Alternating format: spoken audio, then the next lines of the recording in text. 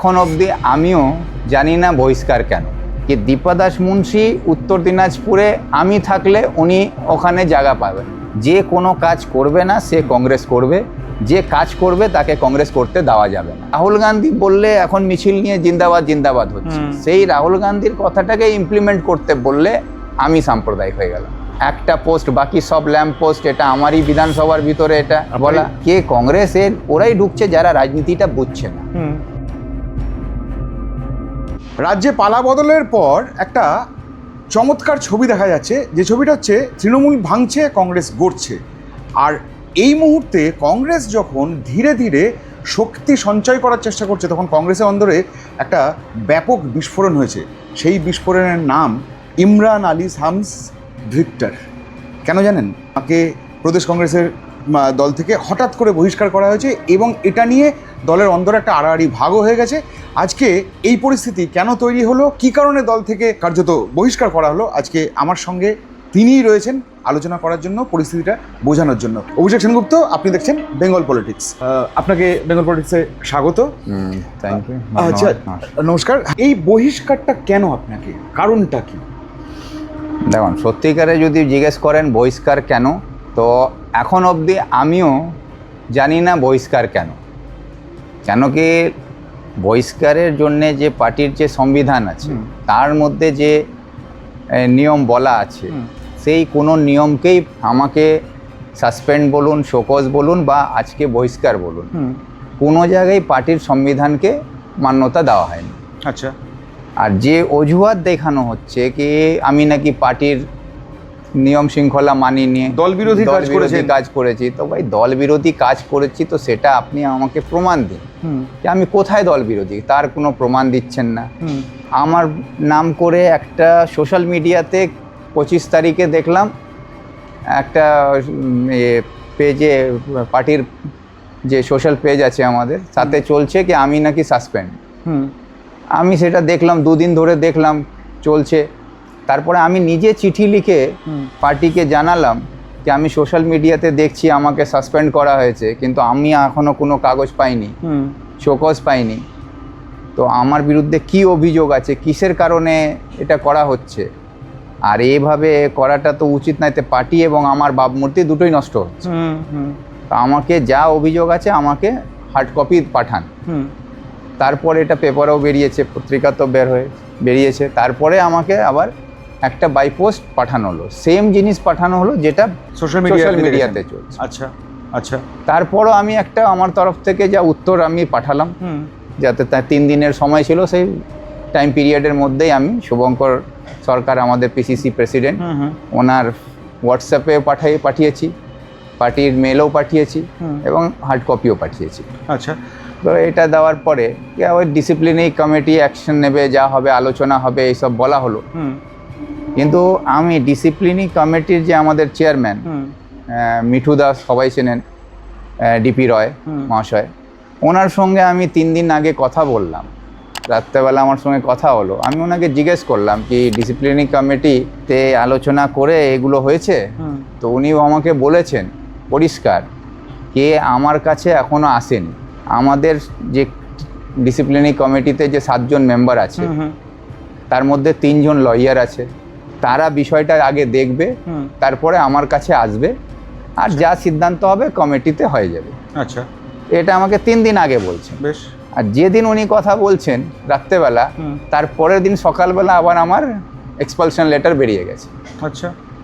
তাহলে ডিসিপ্লিনারি কমিটির মিটিংই হলো না, সেখানে আলোচনাও হলো না, কিন্তু যে চিঠি আপনারা দেখবেন সোশ্যাল মিডিয়াতে আছে, সেখানে বলা হচ্ছে ডিসিপ্লিনারি কমিটির ইউনানিমাস সিদ্ধান্ত অনুসারে আমাকে পার্টি থেকে বের করা হচ্ছে।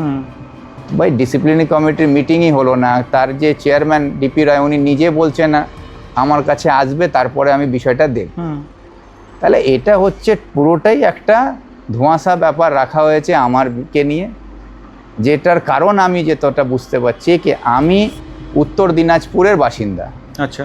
আর দীপা দাস মুন্সি উত্তর দিনাজপুরকে নিজের জেলা বলে মনে করেন। আচ্ছা। আর সেই জন্যে কি দীপা দাস মুন্সি উত্তর দিনাজপুরে আমি থাকলে উনি ওখানে জায়গা পাবেন, সেই জন্য ভিক্টরকে ওখান থেকে সরাতে হবে, আচ্ছা, এটাই হচ্ছে আসল কারণ। হুম, আর সেই জন্যে আমার বিরুদ্ধে এই যে দল বিরোধী আমি কাজ করেছি, নেতাদের কথা শুনি না, বা আমার ফ্যামিলি নিয়ে বিষয়ে তোলা হচ্ছে, বা আরও আমি পানিপথে কেন গেলাম, আজকে এতদিন পর প্রশ্ন করা হচ্ছে আমি পানিপথ কেন গেলাম, যেখানে আমাদের উত্তর দিনাজপুরের বাঙালিদেরকে বাংলাদেশি বলে তাদের উপরে অত্যাচার হচ্ছিল, আমি তাদের পাশে গিয়ে দাঁড়িয়েছিলাম, সেটা নিয়েও পার্টির অসুবিধা হয়েছে যে আমি বাংলা থেকে কেন গেলাম।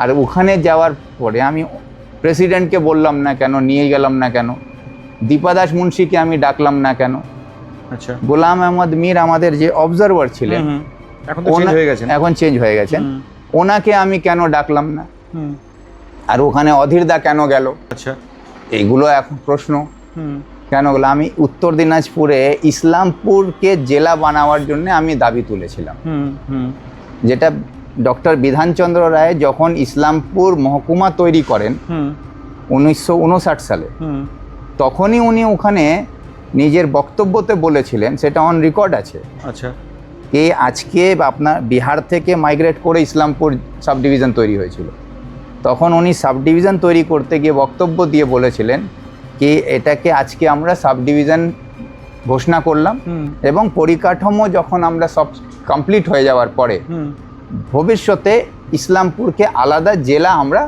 তৈরি করব, এটা 1959 সালে বলেছিলেন।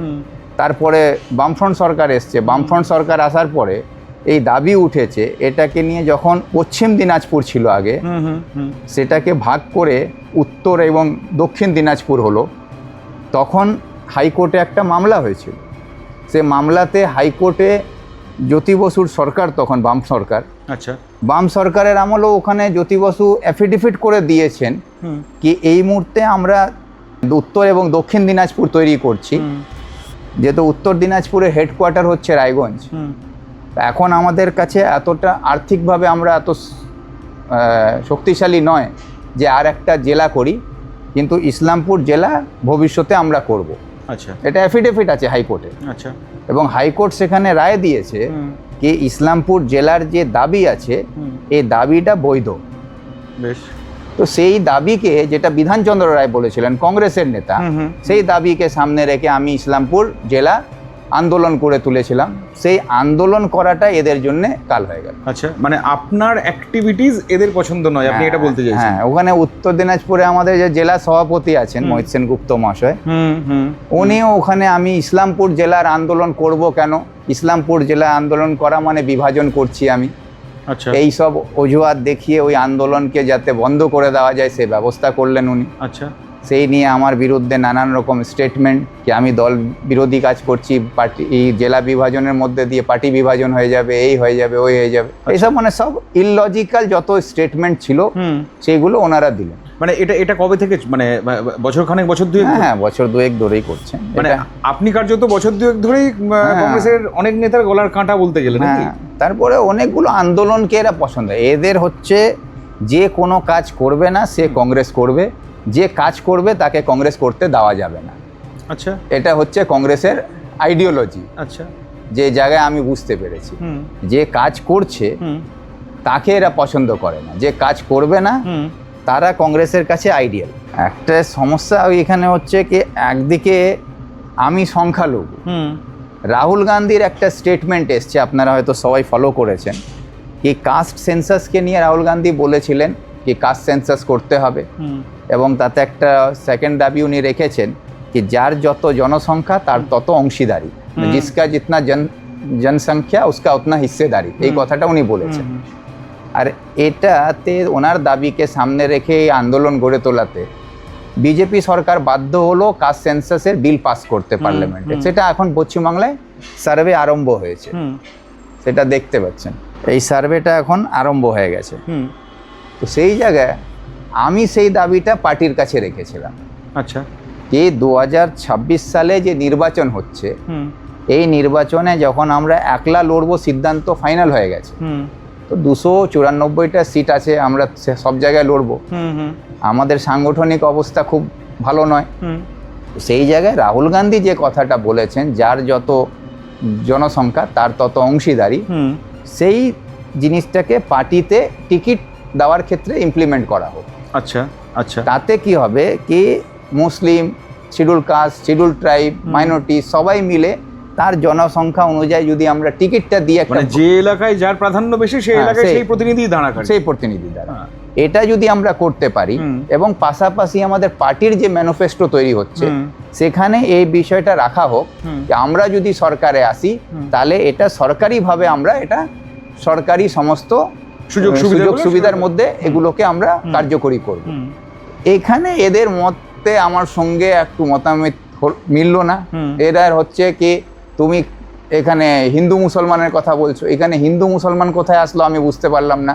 রাহুল গান্ধী সেই কথা বললে এরা রাহুল গান্ধী জিন্দাবাদ বলছে, আর ভিক্টর সেই কথাটা বললে ভিক্টর হয়ে গেল আপনার সাম্প্রদায়িক। আচ্ছা, এটাই হচ্ছে সমস্যা। তো এখানে ভিক্টর নিজের কথা তো বলছি না, আমি বলেছি এটা পার্টির ক্ষেত্রে যদি রাহুল গান্ধীর এটাকে আমরা করতে পারি একটা বার্তা যাবে, মানুষের কাছে গ্রহণযোগ্যতা কংগ্রেসের বাড়বে, কংগ্রেসের ভবিষ্যতের জন্যে মানুষ ভরসা পাবে। এইগুলোকে এরা মানে রাহুল গান্ধী বললে এখন মিছিল নিয়ে জিন্দাবাদ জিন্দাবাদ হচ্ছে, সেই রাহুল গান্ধীর কথাটাকে ইমপ্লিমেন্ট করতে বললে আমি সাম্প্রদায়িক হয়ে গেলাম। বুঝতে পেরেছি। কিন্তু আপনার বিরুদ্ধে তো আরও একটা অভিযোগ আছে, সেটা হচ্ছে যে আপনি অধীরপন্থী নেতা, মানে অধীর রঞ্জন চৌধুরীর গ্রুপের লোক বলা হয়। আপনি এই যে 21শে জুলাই হয়েছে, সেই 21শে জুলাইয়ে আপনি অধীর রঞ্জন চৌধুরীর সঙ্গে একটি ছবি পোস্ট করেছেন ফেসবুকে। পোস্ট করে আপনি যা লিখেছেন তার মর্মার্থ এই দাঁড়ায় যে আপনি নেতা হিসেবে একমাত্র অধীর চৌধুরীকেই মানেন, অন্য কাউকে মানেন না। এইটাও আপনার এগেনস্টে গেছে বলে বলা হচ্ছে। মানে এটা আপনি কি সত্যি অধীর চৌধুরী আপনার নেতা? মানে আপনি এই না দেখুন, আমি যে নেতা তাকে আমি শ্রদ্ধা করি। কংগ্রেসে আজকের দিনে পশ্চিমবাংলায় একসময় বলতে গেলে কংগ্রেসের নেতার অভাব ছিল না। যদি নাম ধরে আসেন আপনি ডক্টর বিধানচন্দ্র রায় থেকে সিদ্ধার্থ শঙ্কর রায়, তারপর আপনি অসংখ্য পর্ণব মুখার্জি, এদিকে প্রিয়রঞ্জন দাস মুন্সি, এদিকে সোমেন মিত্র, ওদিকে আমাদের ইটাহারের ছিলেন বিরোধী দলনেতা আব্দুল মান্নান সাহেব ছিলেন হুগলির। তো এক সময় এগুলো নেতা ছিল। এখন যে আছে আপনি কংগ্রেসের নেতা কাকে বলবেন? যে জনগণের কাছে নেতা হবে। জনগণের নেতা হিসাবে আজকে যদি বাংলার সুপরিচিত মুখ হয়, যেকে বাংলার সারা মানুষ চেনে এবং রাজ্যের বাইরে সারা মানুষ চেনে, সেই মুখটা হচ্ছে একমাত্র অধীর রঞ্জন চৌধুরী। আচ্ছা, তো আমি সেটাই বলেছি যে একমাত্র আজকে যদি নেতা হিসাবে রাজ্য এবং রাজ্যের বাইরে যদি কংগ্রেসের বাংলার কোনো নেতা থাকে সে হচ্ছে অধীর রঞ্জন চৌধুরী। তো এটা বলাতে অপরাধ কি আছে? অধীর রঞ্জন চৌধুরী রাজনীতির জীবনে তার ইতিহাস তুলে দেখুন, লড়াই সংগ্রামের মধ্যে দিয়ে মানুষের জন্যে নানান রকমভাবে আন্দোলন গড়ে তুলেছেন, মানুষের পাশে দাঁড়িয়েছেন, মানুষের হয়ে লড়াই করেছেন, মানুষের হয়ে বিধানসভা থেকে নিয়ে লোকসভায় লড়াই করেছেন, তার জন্যে জেল খেটেছেন। তো একটা ইতিহাস আছে লোকে, তো তাকে নেতা বলবো না। আর যে 2800 ভোট পায় না তাকে আমি নেতা বলবো? 2800 ভোট পায় না মানে আপনি কি শুভঙ্কর সরকারকে? আরে যারাই আছে 2800 ভোট যে পায় না সে পার্টির প্রেসিডেন্ট হতে পারে, তাকে দল প্রেসিডেন্ট করে দিয়েছে বলে প্রেসিডেন্ট, কিন্তু সে নেতা হতে পারে। প্রেসিডেন্ট হওয়া আলাদা জিনিস আর নেতা হওয়া আলাদা জিনিস। অধীর রঞ্জন চৌধুরীও পার্টির প্রেসিডেন্ট ছিলেন, কিন্তু অধীর রঞ্জন চৌধুরী পার্টির প্রেসিডেন্ট হওয়ার সঙ্গে সঙ্গে জনগণের নেতাও ছিলেন। আর এখানে হচ্ছে পার্টির প্রেসিডেন্ট হয়েছে কিন্তু নেতা হতে পারেননি। তো সেটাই আমি বলেছি যে আমার কাছে একমাত্র নেতা যদি পশ্চিমবাংলায় আমি আজকে যাকে দেখতে পারছি, যাকে নেতা হিসাবে আমি বলতে পারি, সে হচ্ছে অধীর রঞ্জন চৌধুরী। আর সেখানে অধীরপন্থী হয়ে গেলাম, আরে ভাই যাকে আমি নেতা বলবো তাকে তার পন্থী হয়ে যাব তার তো মানে নেই। উনিও কংগ্রেসের নেতা, দীপা মুন্সিও কংগ্রেসের নেতা, শুভঙ্কর সরকারও কংগ্রেসের। তাহলে সবাই যদি কংগ্রেসের আছে, তা আমি যদি একজনকে নেতা মানি তো কি শুভঙ্কর সরকার বলে দিক যে উনি অধীর রঞ্জন চৌধুরীকে নেতা মানেন না? প্রশ্ন করুন ওনাকে কি অধীর রঞ্জন চৌধুরী কংগ্রেসের নেতা নয়, এই কথাটা শুভঙ্কর সরকার বলুক, দীপা মুন্সি বলুক কি অধীর রঞ্জন চৌধুরী কংগ্রেসের নেতা নয়। আমি বলছি অধীর রঞ্জন চৌধুরী নেতা, তাহলে এতে এদের আপত্তি হচ্ছে। তো ওরা বলুক না কি না অধীর রঞ্জন চৌধুরী কংগ্রেসের নেতা নয়, এটা ডিক্লেয়ার করুক। ভিক্টর, একটা কথা খুব শোনা যায় ইদানিং কংগ্রেসের ক্ষেত্রে, সেটা হচ্ছে যে অধীর চৌধুরীর যে মানে অধীরদা তো সত্যি নেতা হিসেবে অনেক বড় নেতা, মানে লড়াকু নেতা যাকে বলে আর কি, আমি সেই জন্য পছন্দ হ্যাঁ। করি। এবার অধীরদাকে আস্তে আস্তে নাকি কোণঠাসা করে দেওয়া হয়েছে, এই একটা কথা বলা হয়, এটা কি সত্যি?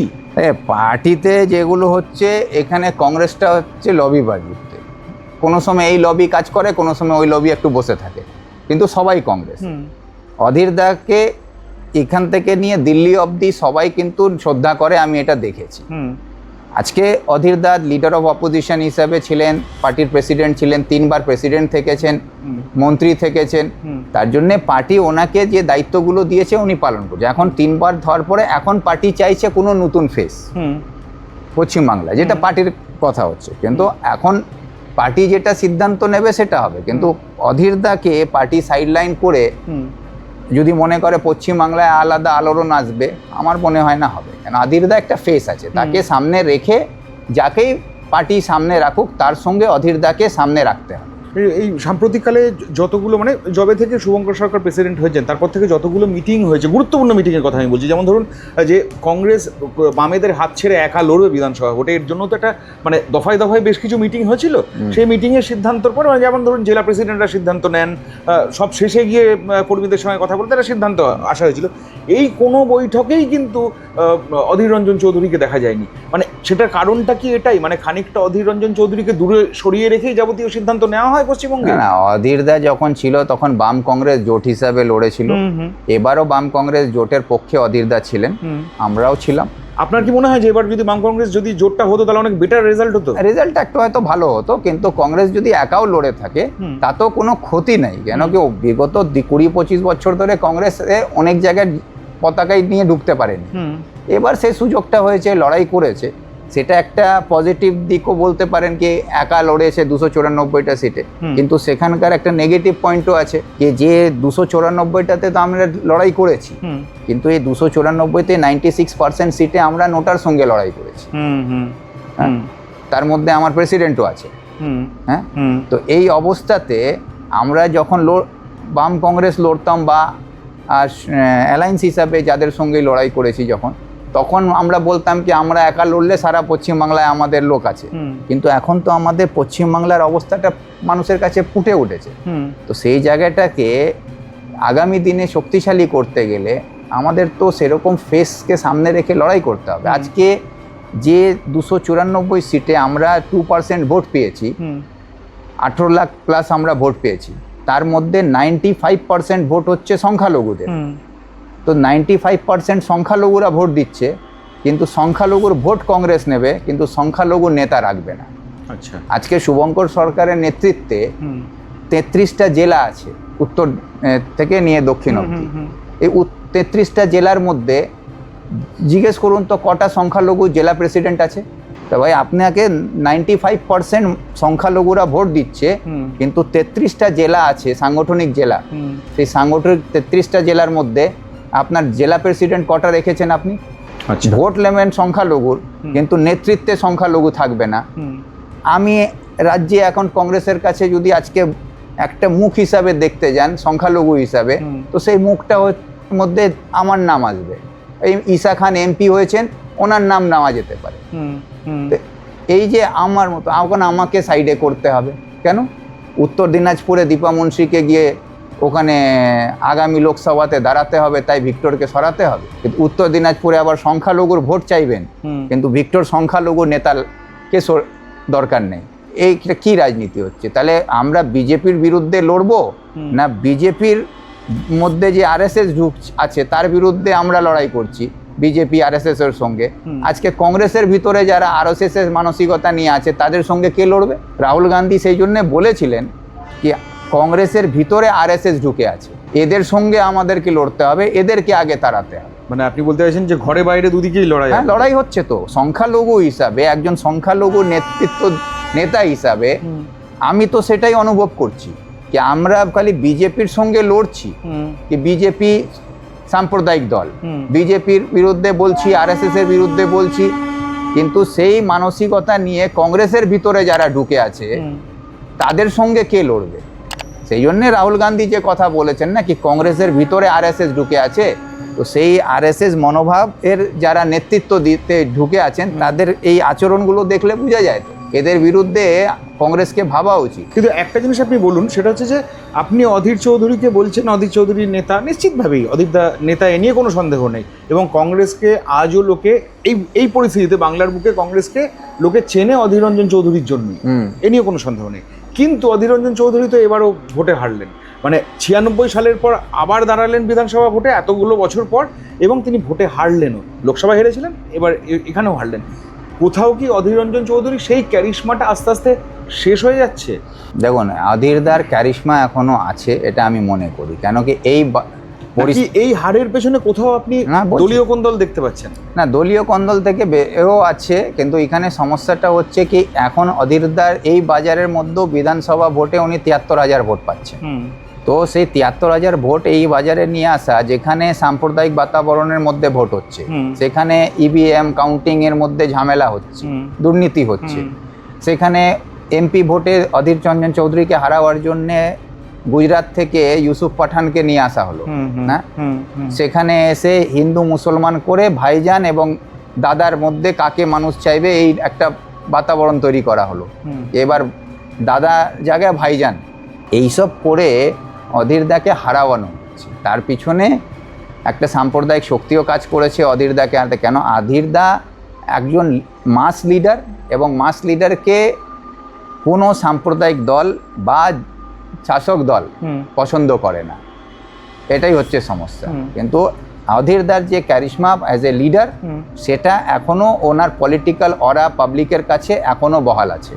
সেটা ওই দিন 21 তারিখের শহীদ দিবসের মধ্যে সেটা প্রমাণ হয়েছে, যেদিন স্টেজে সেখানে এতগুলো নেতা বসেছিল, হ্যাঁ, সোকল নেতা যারা 1200, 1300, 1400 ভোট পেয়েছে, তারা সব স্টেজে উঠে ছিল। কিন্তু অধীরদা স্টেজে যখন উঠে এবং মাইকে যখন দাঁড়ায়, যেভাবে হাততালি পড়েছিল, আবার উনি বেরিয়ে যাওয়ার পরে অর্ধেক মাঠ ফাঁকা হয়ে গেছিল। তো এই অরাটা ওনারই আছে। তো এগুলোকে অস্বীকার করলে হবে না। আমি খুলে বলি বলে এদের পছন্দ হয় না। কেন, এই অধীরদাই তো আপনার জন্য চিঠি লিখেছেন। হ্যাঁ, লিখেছে যে আপনাকে কেন সাসপেন্ড করা হলো, কেন আপনাকে এক্সপেল করা হলো, এই লজিকে তো তিনি একদম। তো তার কারণ আছে না, কি দেখুন, অধীরদা হচ্ছেন পলিটিক্যালি একজন লড়াকু নেতা।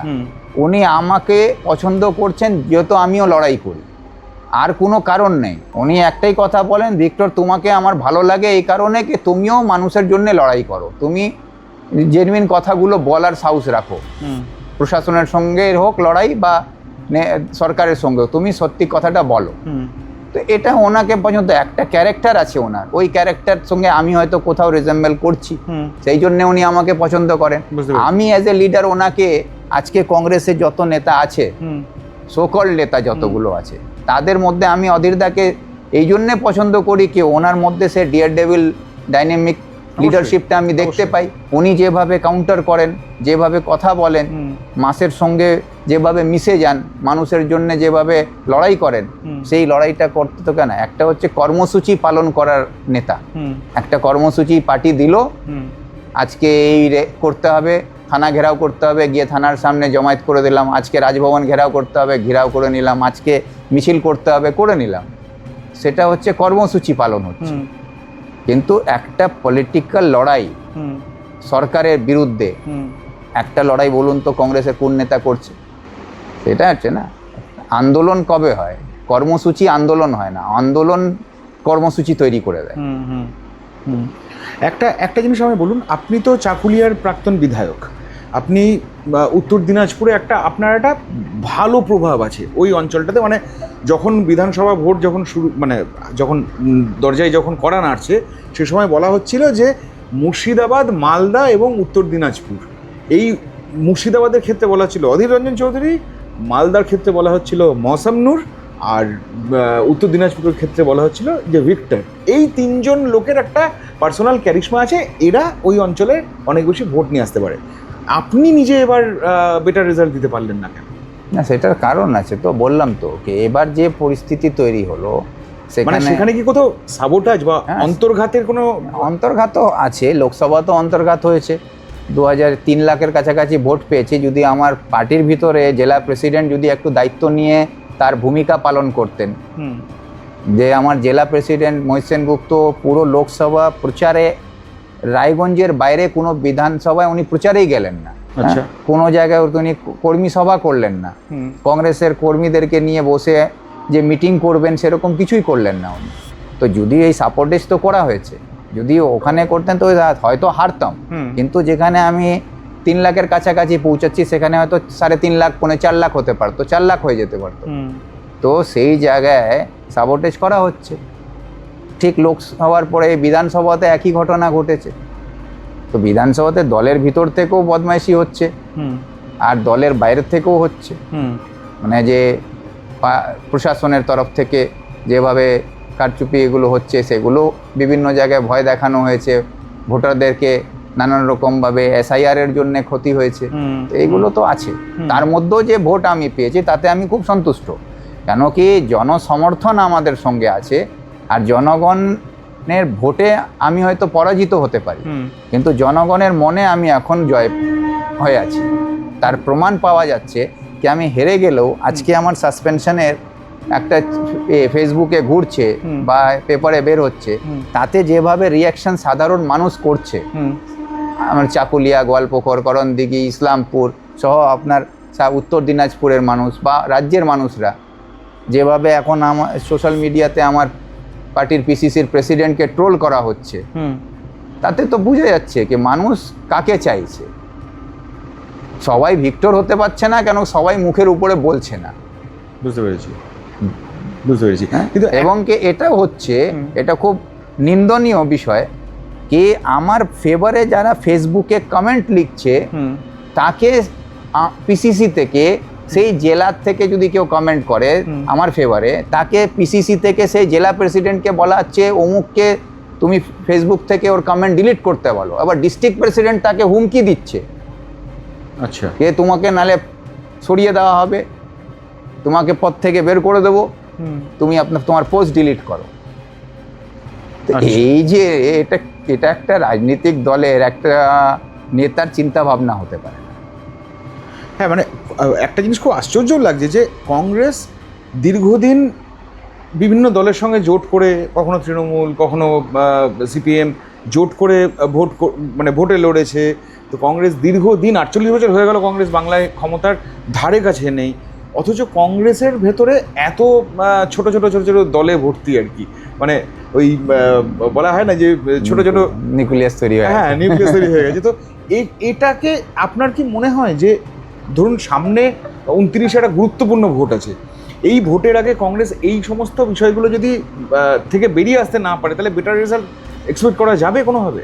কংগ্রেস এখন যেটা মনে করছে কি মমতা ব্যানার্জির সরকার চলে গেছে, তাহলে মমতা চলে গেছে, MLA-রা সব এখন নবতৃণমূল BJP-র B টিম হয়ে গেছে, তো এখন মানুষ দিশাহারা, তারা কোথায় যাবে, তারা সবাই কংগ্রেসে আসবে। তো এটাকে আমি অস্বীকারও করছি না, কংগ্রেসে মানুষ আসবে, রাহুল গান্ধীকে দেখে আসবে। রাহুল গান্ধী যেভাবে লড়াই করছেন, যে বার্তা সারা দেশ জুড়ে উনি দিচ্ছেন, তাতে মানুষ আক্রোশিত, মানে ওনাদের অ্যাট্রাকশনটা বাড়ছে, তার জন্যে মানুষ কংগ্রেসে আসবে পশ্চিমবাংলায়।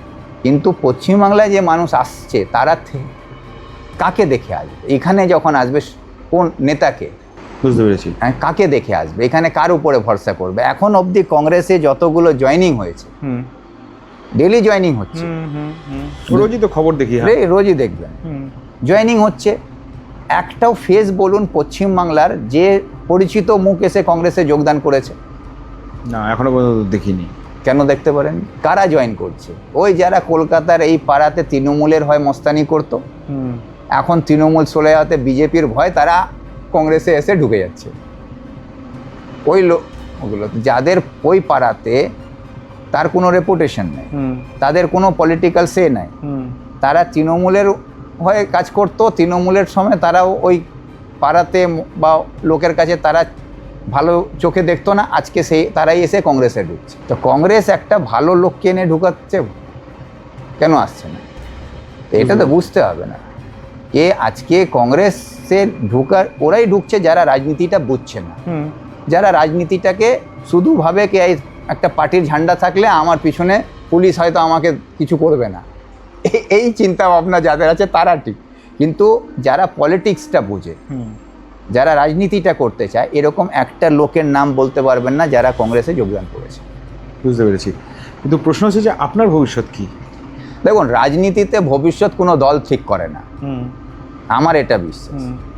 রাজনীতিতে ভবিষ্যৎ ঠিক করে জনগণ। আমার সঙ্গে যদি জনগণ থাকে, আমার রাজনীতির ভবিষ্যৎ জনগণই ঠিক করবে।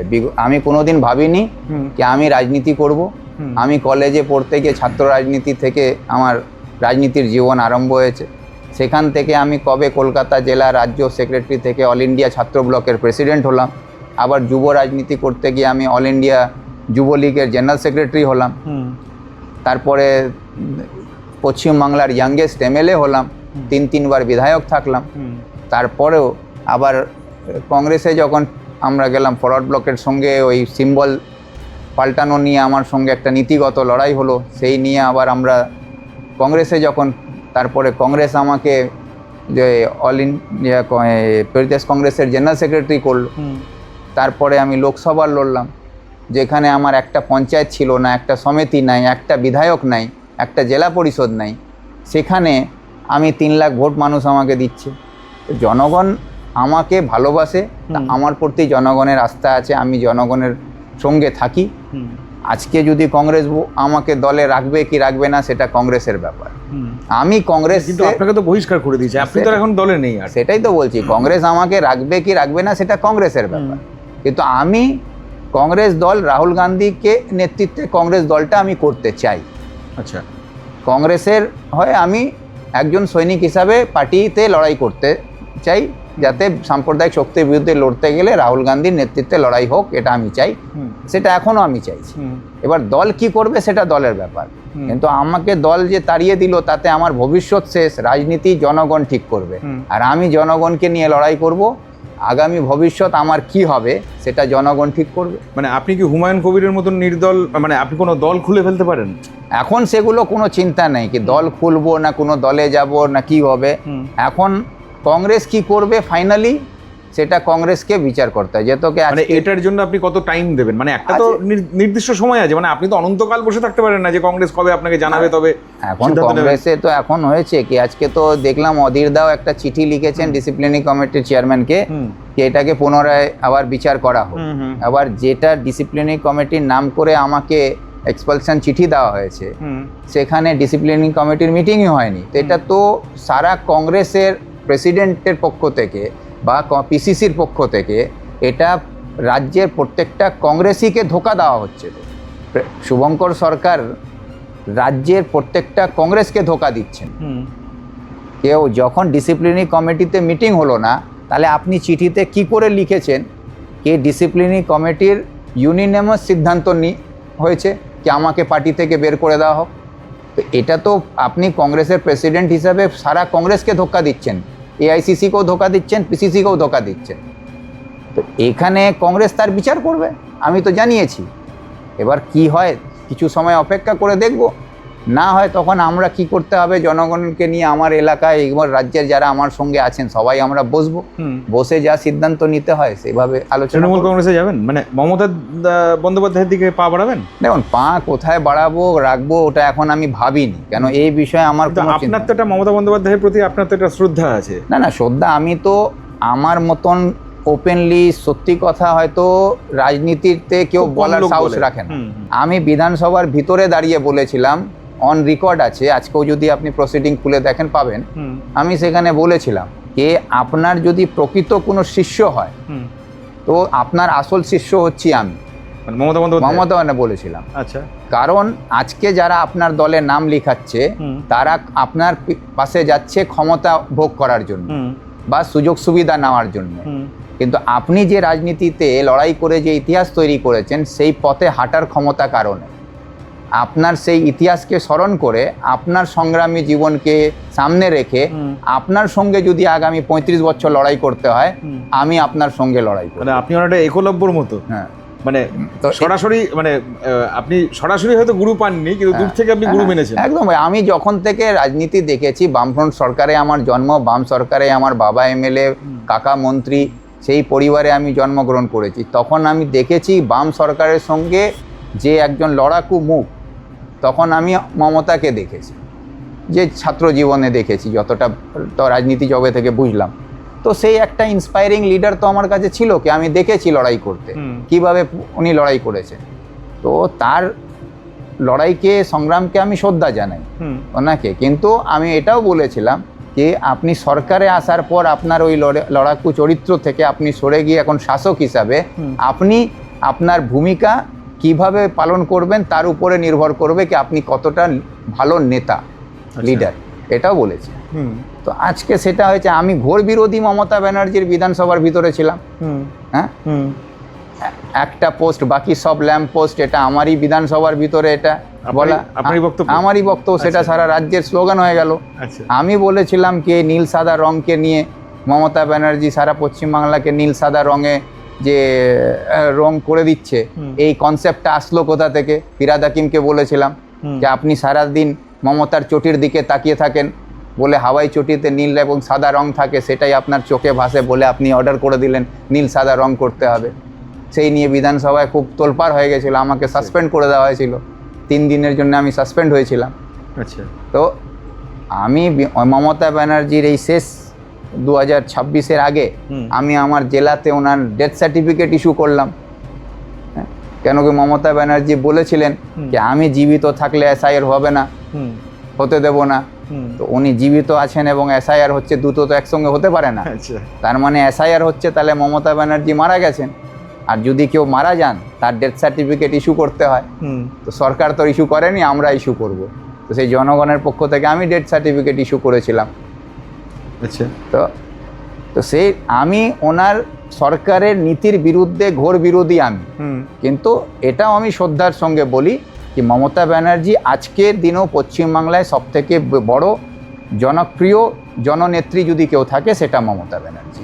এবার ধরুন আজকে মমতা বন্দ্যোপাধ্যায়কে সবাই ছেড়ে চলে গেছেন, কিন্তু আপনি আজ এই অবস্থায় মমতা বন্দ্যোপাধ্যায়ের কাছে যেতে চাইছেন, মানে চাইছেন না, সিদ্ধান্ত নেননি আপনি, মানে যদি হয়তো পরিস্থিতি সেদিকে গেলে আপনি হয়তো যাবেন, হয়তো আমি কথা বলছি আপনাকে, মানে এখন মমতা বন্দ্যোপাধ্যায়ের মধ্যে কি সেই স্পার্ক আপনি পাবেন যেটা আপনি বিরোধী দলনেত্রী হিসেবে যেটা ক্ষমতায় আসার আগে পেয়েছিলেন, যে আগুনের নেত্রীকে আপনি দেখেছিলেন, সেই স্পার্ক কি এখন আর মমতার মধ্যে পাওয়া যাবে? বয়সের সঙ্গে অনেক কিছু ফ্যাক্ট ম্যাটার করে। তো এখন মমতা ব্যানার্জির বয়স হয়েছে, একটু সেটাই মানসিকভাবে শারীরিকভাবেও একটু দুর্বল হতে পারেন, কিন্তু এটাও অস্বীকার করা যায় না কি এখন পর্যন্ত এই 2026-এ সরকার চলে গেলেও কিন্তু উনি 2,60,00,000 ভোট পেয়েছেন। হ্যাঁ, 41% ভোট ওনার কাছে আছে, 41% একদম। তো এই ভোটটা মমতাকে দেখেই হয়েছে। আর আজকে যারা এই নব তৃণমূল বড় বড় কথা বলছে, তারা কিন্তু মমতার নামেই ভোটটা চেয়েছিল, মানুষ তাদেরকে মমতাকে দেখেই ভোট দিয়েছে। তো সেই ভোটের মানুষের ভরসাটা তো এখন মমতার উপরেই আছে। এখন মমতা হয়তো শারীরিকভাবে অতটা শক্তি না হতে পারে, মানসিকভাবে একটু দুর্বল হয়ে যেতে পারেন, মানুষ আছেন, কিন্তু তার পাশেও এটা বলা যেতে পারে কি আজকেও মমতার প্রতি জনগণের ভরসা যে আছে, সে লড়াই করলে, মাঠে নামলে মমতার পাশে এখনও লোক থাকবে।